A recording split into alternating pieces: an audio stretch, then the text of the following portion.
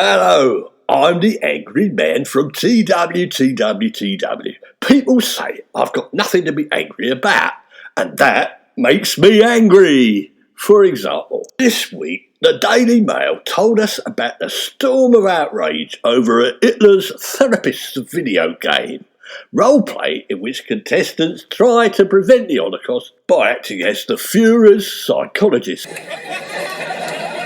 Katie Hopkins and Tommy Robinson play a slightly different version of the game, in which they try and encourage Hitler to commit the Holocaust.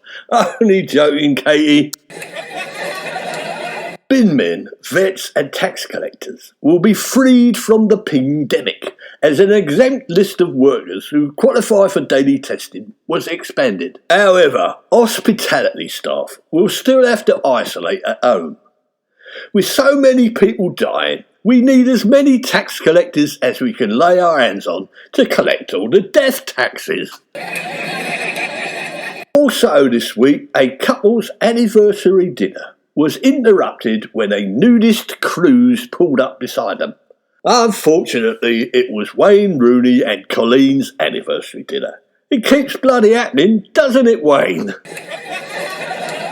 Our leader, Boris Johnson, warned that Yobs will be forced to work in fluorescent jacketed chain gangs to pay a debt to society as he left isolation to unveil his new beaten crime plan.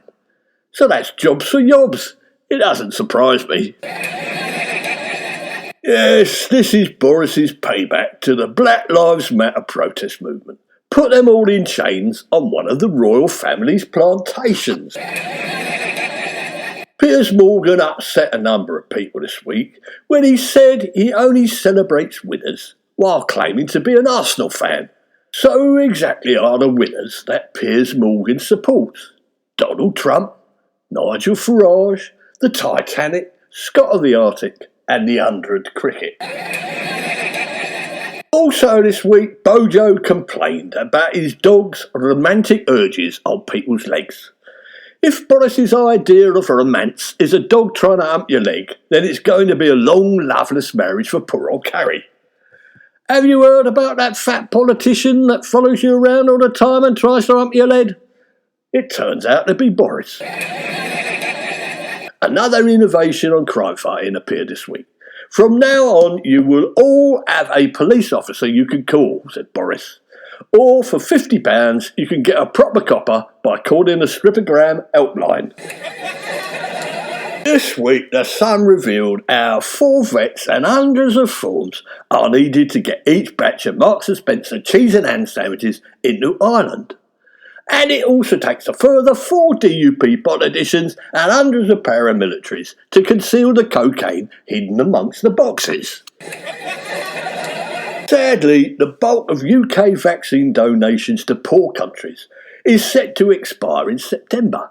Boris said he was going to give 100 million vaccines to the world.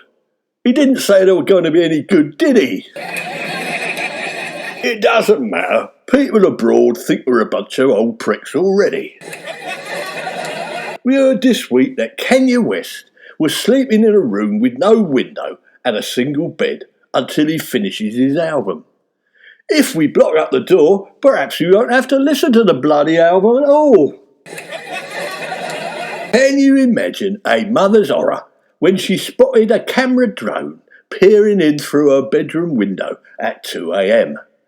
Now you know what Michael McIntyre does in his spare time. It was revealed this week that New Zealand was rated the best place to survive global societal collapse. So you could sit back and watch the world burn while the bloody Maoris dance around doing an haka in your lug hole. This week, an 8-year-old boy was bitten on the bum by a false widow spider and left hallucinating Disney characters. The false widow spider is just one of the many reasons to go to Disney's World of Adventure this summer. How about it? You can meet Goofy, Mickey and Donald without leaving the comfort of your hotel room. Highway code changes this week will see cyclists given more rights than motorists at junctions when travelling straight ahead, What, instead of wobbling around all over the place? But do cyclists read the highways code? If so, why are they always riding on pavements and doing wheelies through red lights and running over bloody pensioners? Some good news this week. Northern accents could be wiped out in less than 50 years, scientists say.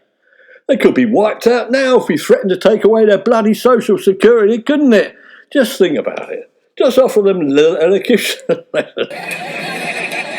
Levelling up, that's what it's all about, levelling up. The Daily Mail this week says Prince Harry harbours a Prince Andrew complex and fears it has limited shelf life before the public become more interested in Prince George, Princess Charlotte and Prince Louis.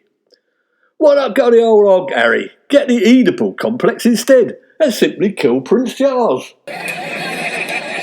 Learn this week that half of Britain's major warships are out of action due to a lack of money for repairs. Don't worry, Minister of Defence. Britain's failed Olympic rowing squad will soon be back looking for work after the Olympics.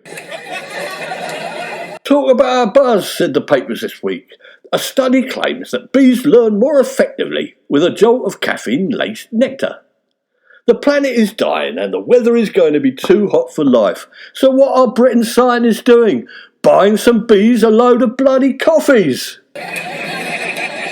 Good and gimmicky, said the chief coppers this week as they condemned Boris Johnson's crime plan.